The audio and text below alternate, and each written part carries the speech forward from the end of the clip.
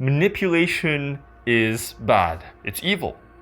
And it's something that can hold you back. Why? Because if you make someone else's life worse, how can that be good for you? How could that be good for your personal development? How could that be good for yourself, right?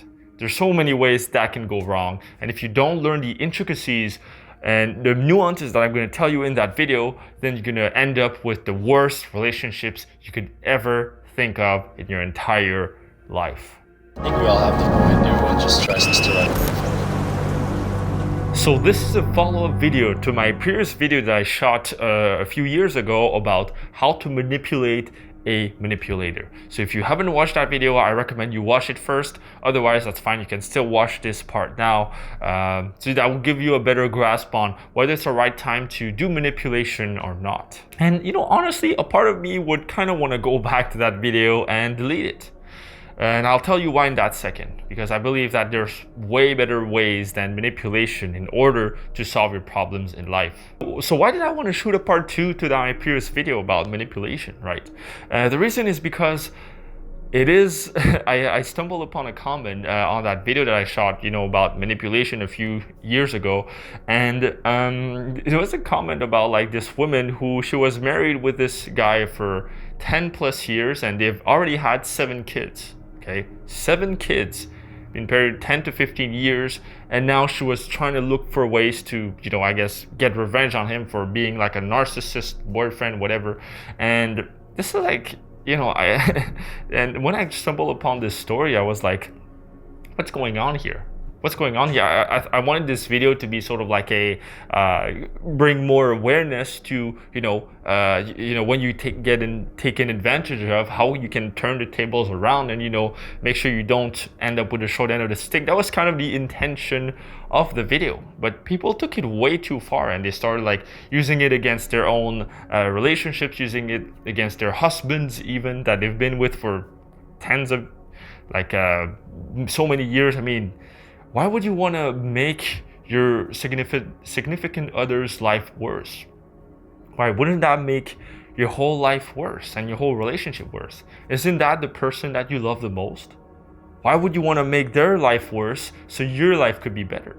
There's this huge misunderstanding as to when is the right time to use these tactics or not. And even if I put a warning at the beginning of the video, even if I put a comment in the comment section that says, never do this on your close relationships, never do this on people close to you, never do this to, you know, people in your social circle, people don't understand it. So that's why I want to make this follow-up video. So, you know, it's kind of my fault because I should have known. I should have known that a video titled How to Manipulate a Manipulator would definitely attract people who are, you know, a bit lower in, I guess, the consciousness scale or the self-awareness scale or the personal development scale, because to want to make someone else's life worse or to want to get even on things, most people will do it from a place of hurt. 99% of people will do it from a place of emotional hurt, and it's really coming from a toxic place, not coming from a healthy place. And that's a huge problem right here, because this will really solve nothing at all. So here are the nuances that you have to pay attention to if you've watched my previous video on manipulation. You're thinking of, you know what, there's this crook that's just trying to take advantage of me. Should I use these tactics in that video or not? These are the tips that I have for you. Manipulation, you have to look at it as sort of a last resort tool in very, very specific scenarios, at very, very sort of last resort scenarios where nothing can ever work. Nothing else will ever work. So the first thing you're going to do first is you confront that person. And you know, the problem is people resort to manipulation, passive aggression, because, and stupid, immature things like that, because they're unable to confront that person directly. They're unable to walk up to that person and tell them exactly what's going on. They're unable to talk like adults, you know, talk it out like adults and try to come to a compromise, try to come to a solution together. They are unable to do this. Number 2 thing, if that doesn't work, being direct and confronting them, you confront them again. You call them out again. You call them out again. Let's say they did something wrong that you did not like. All right. For example, I don't know, you're part of a team project at school, and that person is like, sitting back and not doing anything. Confront them about it. Tell them, hey, man, this is wrong, and I think we should work together here. And we've noticed that you haven't been contributing to the team, and even my other teammates agree on this. We're not the only one, and we believe you should be doing your part. Right, and you confront them about it, and they say, "Yeah, I'm gonna do it. I'm gonna do it. I'm gonna take action and actually help you do this part of the project for class." And time goes on, and they just don't do it. Right. Confront them again, like, hey, dude, so you said that you were going to do this part of the project, this part of the thesis, but you did not do it. You said you were going to, we agreed upon that you were going to send it over by that time, and you didn't do it. What the fuck happened? And they give you some bullshit excuse again. All right, so you have to, so in these scenarios, you still need to confront them first before you pull out the big guns, quote unquote, right? So try to do that, and maybe just by confronting that person a second time, maybe they'll wake up. Maybe they'll wake up and then they'll do the part of the project. So let's say after you confronted them and that doesn't work, right? You confronted them and they haven't sort of changed their behaviors, they haven't changed what they had to do. Then at this point, then you can switch to what's called, what I like to call trying to exit the situation, right? Trying to exit the situation, see if can you withdraw yourself from that social dynamic, right? So for example, like a typical example is let's say you're at a party and someone is a bit of a bully, arrogant to you. Can you just exit the situation instead of trying to reason with that person? Sometimes I just do that.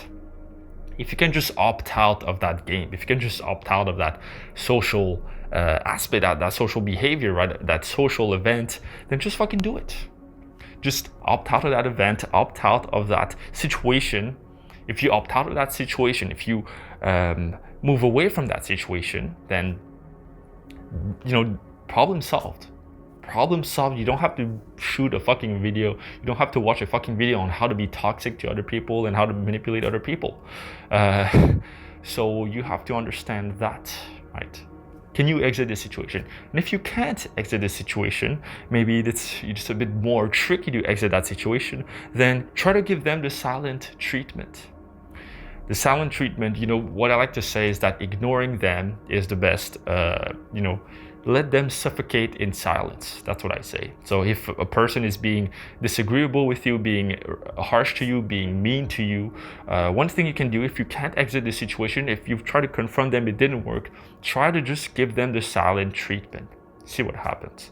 So for example, if I don't know, going back to that teammate example, whatever, if he doesn't want to contribute, then whatever, just leave him to his own problems, and maybe he'll get a bad grade and you'll get a better grade. Maybe you can talk it out with the teacher, say, hey, my teammate is not cooperating. I just wanted to see if we could get some sort of compensation or something like that for that teammate. What can we do here? What can we do here? And sort of work things out like that instead.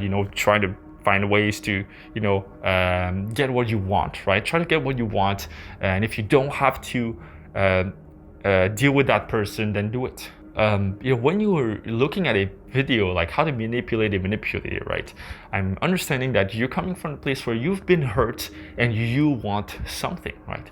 What do you truly want, right? What is that thing that you want? If the thing that you want is that you want a good grade at your school project, then just talk to the teacher about it.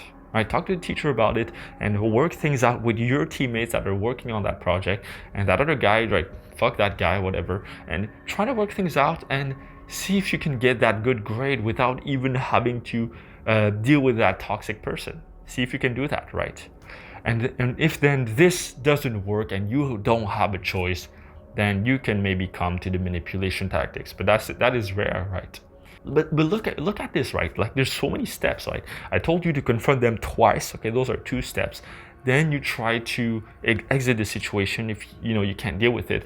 And 4th one, you try to give them the silent treatment. See if you can resolve that situation and get what you want without having to deal with that person, right? Those are 4 steps already before you fall to the final step, which is confrontation, which is manipulation, right? So there are many steps that most people will just skip over because they're so emotionally hurt that they justify that their emotion justifies the need to take revenge on that person, right? If what you want, okay, let this be clear for you. If what you want is just love, if what you want is just approval, if what you want is just to get even because they deserve it, then that is not a good reason to manipulate someone, right? That is not a good reason to be toxic to another person or to, take advantage of them, right? That is not a good reason. A good reason maybe could be, for example, you have some sort of monetary need here, or that by the law you're bound to a certain agreement and that person is not agreeing to that thing. For example, a lawsuit, right? Perfect example. Then yes, you can use certain tactics against that person to make sure you get what you want and get the things that you deserve. But overall, there are way better solutions than manipulation, right? And there's a way that, when you confront them at the first stage, when you confront that person, what you have to do is try to find a solution, try to find a compromise with that person, right? So the reason why that person is acting toxic or manipulating you or whatever they're doing, being an asshole to you, is because there is something that they want that maybe they're not getting. There's something that they want and you want something else and it's not in alignment with it. So trying to come to a compromise, right? So for example, let's say you have a roommate that, he wants to clean the dishes like every day, like after you're done your meal, whatever. And you see your roommate doesn't do it. So what you're gonna do, you're gonna sit down with them and you're gonna talk to them. Hey, listen, I noticed you haven't been doing the dishes. Maybe we should come to an agreement that we should do the dishes after we're done our meal. And that would make it cleaner for me, but also for you and for, I guess, the third roommate and the fourth roommate, whatever agreement you come to. Right, that's something you can talk it out with. Right, talk it out like adults. Talk it out like actual mature people instead of playing those stupid tricks on people. Right, try to talk it out first. Talk it out first. Your life is too short to get entangled in toxic relationships, in toxic scenarios, in toxic social events, whatever, with toxic people. Too short for that. Because what happens, let's say, if you decide to be toxic back and try to manipulate them back, is you create excess potential for potentiality of it backfiring to you later, right? You create excess potential where, the trouble that you create, the chaos that you create in that other person's life has a chance of backfiring back on you, right?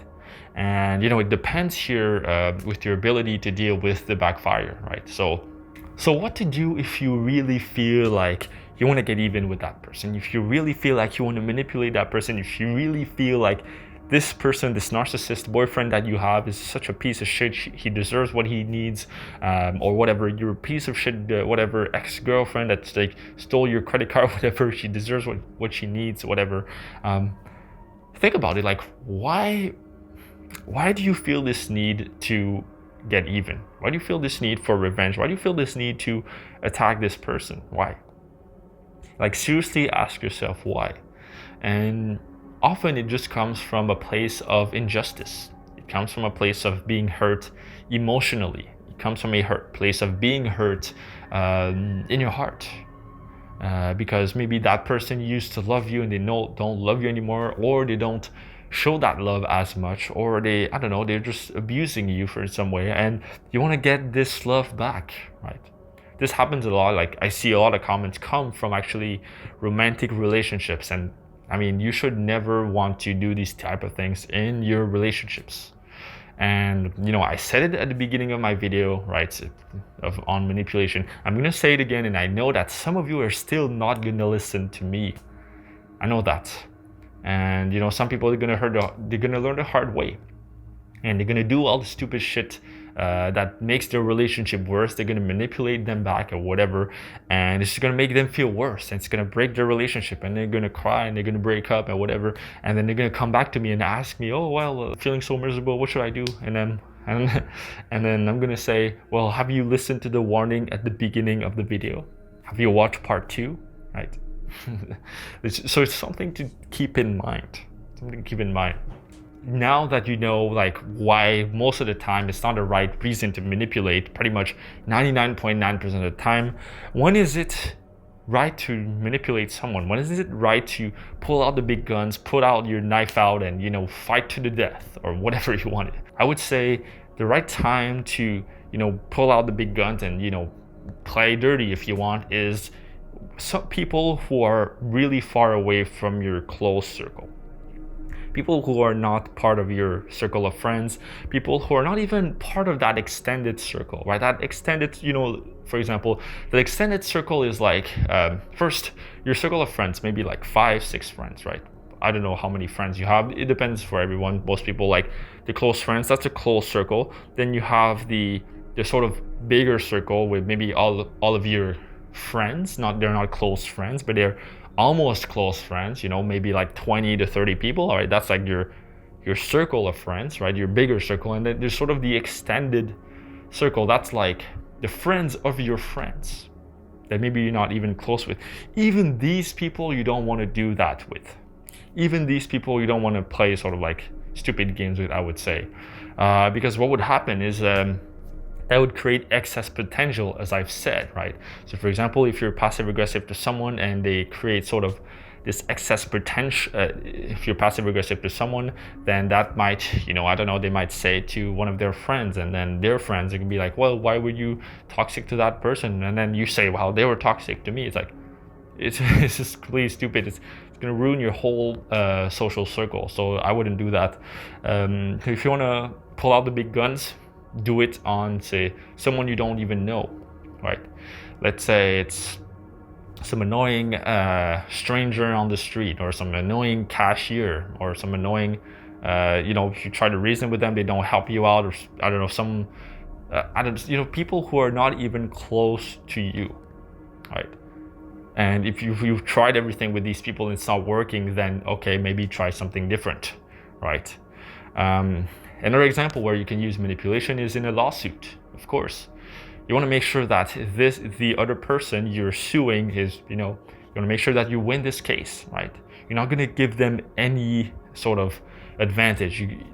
It's like this person is a clear enemy to you, right? Whoever is a clear enemy to you, you can use all of these tactics. Whoever is a clear enemy to you, right? If it's, let's say you're playing a sport, okay, a team sport, and for not even a team sport, let's say you watch like UFC, right? You remember what's his name again, McGregor versus Mayweather, right? That fight, that UFC fight from like a year or 2 or 3 years ago, something like that. And and they were sort of trying to psychologically manipulate the other by trying to influence them and make them feel like in fear, make them feel like they're gonna lose, right? Or make them feel like Conor McGregor, he was trying to make Mayweather's life worse, right? By sort of like taunting him, sort of baiting him out, sort of into an emotional reaction by being overly aggressive and all that. So that was sort of his tactic, right? Of course, the fight didn't pan out how he wanted, but at least he tried something out. These sort of psychological manipulation tactics and all that, they're actually part of the sport. They're actually part of it's actually part of the sport culture, right? So sometimes in you watch hockey and sometimes they just fight because they're angry at each other, whatever. And I don't know if that helps anything, but sometimes it's kind of part of the sport culture, sort of these sort of brutal fights. I don't know, it's kind of weird. And in these sort of scenarios, maybe it's appropriate. Maybe for example, I play sort of like a computer game, sort of tactical shooter called Valorant, and your enemies, they're always trying to, I guess sort of, they send you toxic messages trying to bait you out, sort of, to get a cheap win. Maybe they say like, oh, the other guy, he's AFK, he's not even in front of his computer, you can kill him easy, but he's not actually AFK, and then he kills you from the back, and some stupid shit like that. And sometimes that can work, those cheap tactics. And in these scenarios where there's a clear enemy, go ahead. So 2 things you must know before you try to be a toxic asshole, right? Number 1, know exactly who is your enemy. Do you know who is your enemy? Is he clearly an enemy? If he's 100% your enemy and you don't want this person in your life anymore, then go ahead. Go ahead. I don't know. Like, if that person is an enemy, you've tried everything, you try to cut them out of your life, it's not working, you try to be silent, it's not working, you try to confront them, it's not working, then pull out the big fucking guns. Right? Know that it is an enemy, right? Know your spouse, that's not an enemy. Know your boyfriend, that's not an enemy. If they become an enemy, then this is gonna end, right? As I've said in my first video, if you do that to some close relationship of yours, the relationship is going to end, period. And if it doesn't end, then you're gonna perpetuate this sort of toxicity cycle for the rest of your life, and your life is gonna be miserable as shit. And instead of working towards your purpose and improving your life, guess what you're gonna do? You're gonna waste all this time on this toxic relationship and this is gonna make your life worse. That's not what you wanna do, right? And so number one, know that it is your enemy. Number two, know the goal. What is the goal? What are you trying to achieve in your life? What are you trying to achieve with this thing that you want to do, this negative thing you want to inflict on that other person? What are you trying to do? As I've said, if you're trying to just get love, validation, get even, because emotionally you feel hurt, don't fucking do it. Because that's just going to make your life worse. But if what you're trying to get is, for example, something very important, like let's say you need to pay your rent and your roommate is not paying or something like that, or it's some sort of a life or death scenario with money or like a lawsuit, right, that you want to win, that's a clear goal, right? And there are certain reasons why you want to do that, right? Or you have another competitor in business who's trying to steal all your customers, who's being toxic to you or whatever, and he's trying to sneak into your business, try to be sort of like by a third party, just sort of to analyze your business. That some weird stuff like that could happen. And third, understand the repercussions. Yep, you have to understand the repercussions that let's say if you go out there and you try to sort of expose your competitor, or you post a video, why this person is a scam, you should never do business with them. You do like, I don't know, a YouTube video on that. You could do that, okay, if you try to do that to you, but just know the repercussions, what that could do, right? Maybe your competitors' customers are not going to trust you because you were toxic to that competitor. Who knows? Maybe because you were toxic back, and then you're going to lose credibility. People are going to think like, well, yeah, okay, he confronted that manipulator, but at the same time, he's like, I don't know, that kind of makes him look like a tryhard or a crybaby. Like he's, maybe he's blaming other people because he can't take responsibility for his own business. I don't know, so you have to look at the consequences of your actions as well. And once you've identified these three things, then it's up to you. It's up to you. So if you need help to find more clarity, purpose in your life, and you're a bit lost in your life, then you can book a free consultation call with me, link in the description below, if you need that. And if you enjoyed this video about when to manipulate a manipulator, so you're gonna love this next video here about the same topic. So I'll see you there. How to know if you are being manipulated. You can attach meaning to your life, but that meaning is yours and yours. You have this sense of guilt and shame that you can't describe.